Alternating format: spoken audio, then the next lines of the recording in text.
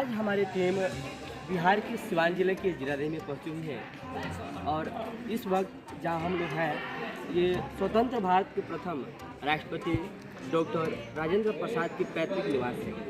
और आज खास यह बात है कि आज उनकी जयंती है। अभी कुछ क्षण पहले सिवान डीएम अमित कुमार के अलावा अन्य जो वरिष्ठ अधिकारी हैं उनके द्वारा तथा तमाम राजनीतिक दलों के नेताओं के द्वारा भी यहाँ पे जो माल्यार्पण किया गया। और यहाँ पे एक वरिष्ठ पत्रकार भी हैं और जिनसे यहाँ के जो है संदर्भ में आप जानने की कोशिश करेंगे। सबसे पहले यहाँ के जो वरिष्ठ पत्रकार हैं कृष्ण कुमार सिंह, उनसे हम जानने की कोशिश करें क्योंकि बहुत लंबे जो है समय से यहाँ पर पत्रकारिता करते आ रहे हैं। और सबसे बड़ी बात है कि प्रेस यूनियन की यह अध्यक्ष भी है और यह माने जाने पत्रकार माने जाते हैं। तो सबसे पहले मेरे चैनल में आपका धन्यवाद है। और आप इस क्षेत्र के पत्रकार लंबे समय से आप पत्रकारिता करते आ रहे हैं। आज डॉक्टर राजेंद्र प्रसाद की जयंती है और ये स्वतंत्र भारत के प्रथम राष्ट्रपति थे। इनके संदर्भ में आप क्या कहेंगे? ये जो महान व्यक्ति थे, महामानव, इनका व्यक्तित्व और कृतित्व के बारे में जितना भी हम लोग कहें वो कम ही हो।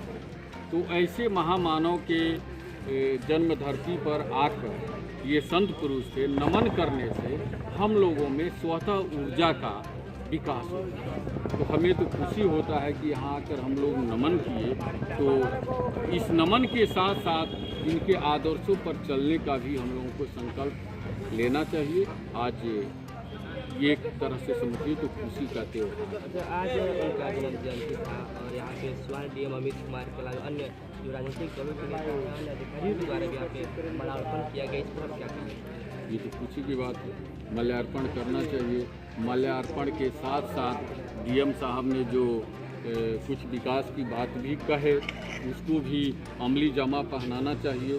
क्योंकि यहाँ तो मंत्री, मुख्यमंत्री महोदय, राज्यपाल महोदय सभी लोग आते जाते रहते हैं और सभी लोग कुछ कहते रहते हैं। लेकिन मैं चाहूँगा कि यहाँ पर जो लोग अपनी बात कहते हैं तो कुछ कार्य रूप में भी परिणित करने का प्रयास यहाँ करें। की जो जनता है सदैव कई वर्षों से विकास के मुद्दे बहुत ज़्यादा आप करती है, क्या वो चुनाव हो या ऐसे भी जितने भी नेता आते हैं जो विकास की बात करते हैं। तो आप बहुत लंबे वर्ष से आप पत्रकारिता कर रहे थे, आपने क्या विकास के बारे में आप क्या कहना चाहेंगे? देखिए, विकास के बारे में पहले से तो कुछ विकास हुआ, एकदम नकारा नहीं जा सकता है। लेकिन विकास समान रूप से मैंने अन्य गाँव में जिस तरह से हुआ है उसी तरह से जीरादेही में, लेकिन जीरादेही में कुछ विशेष होना, क्योंकि ये राजेंद्र बाबू की जन्मधरती है इसलिए यहाँ विशेष होना चाहिए।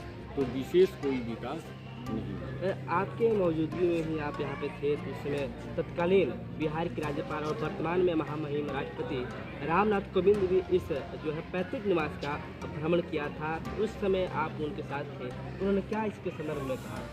ये वो बहुत खुश हुए, यहाँ के देखकर बहुत खुश हुए और उन्होंने यहाँ के विकास के लिए, चूँकि वो राज्यपाल हैं तो सुझाव दे सकते हैं और इस समय तो वो राष्ट्रपति हैं।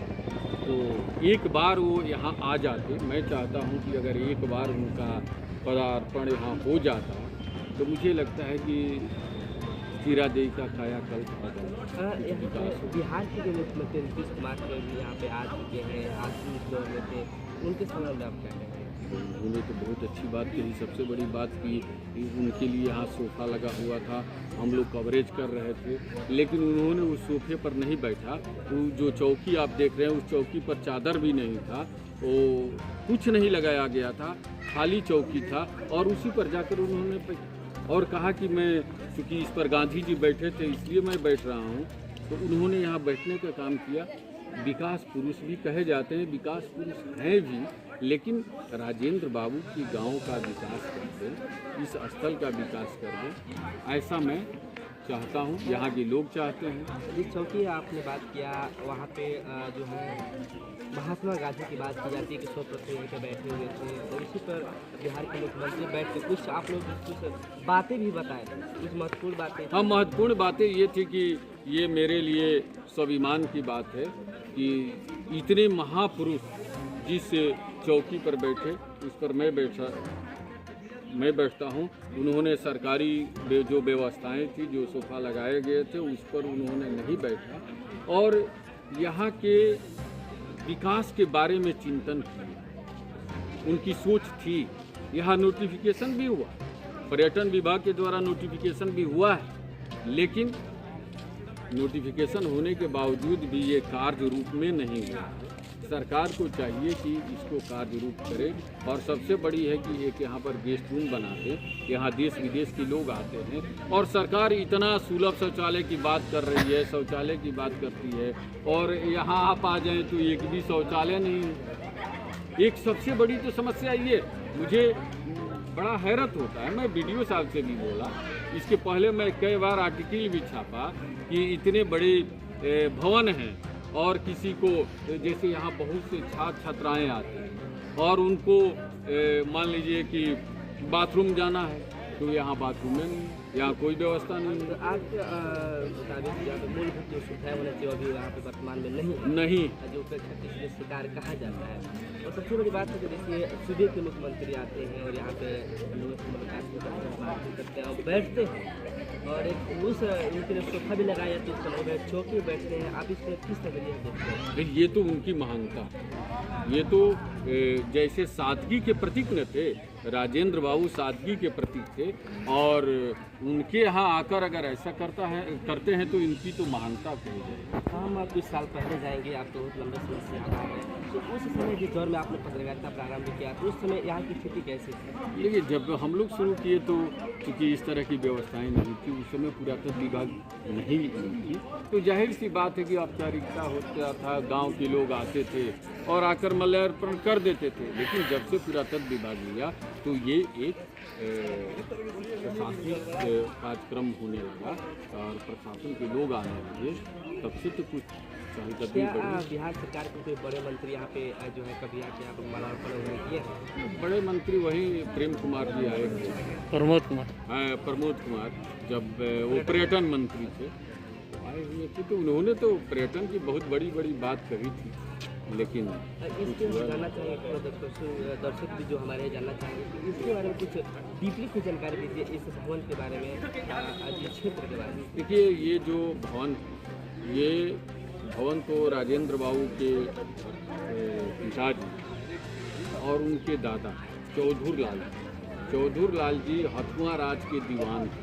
तो जब वे हथुआ राज के दीवान थे, तो हथुआ राज के दीवान का मतलब होता है जैसे आजकल चीफ सेक्रेटरी ऑफ बिहार, तो चीफ सेक्रेटरी ऑफ बिहार का जो रुतबा, जो पद, तो वैसा ही दीवान का होता है।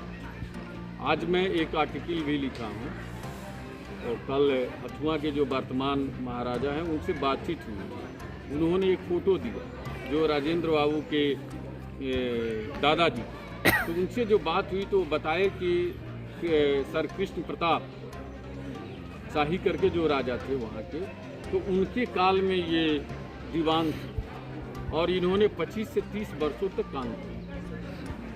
तो इनकी बड़ी रुतबा थी। रुतबा ये थी कि जो हथुआ के राजा थे वो माइनर थे।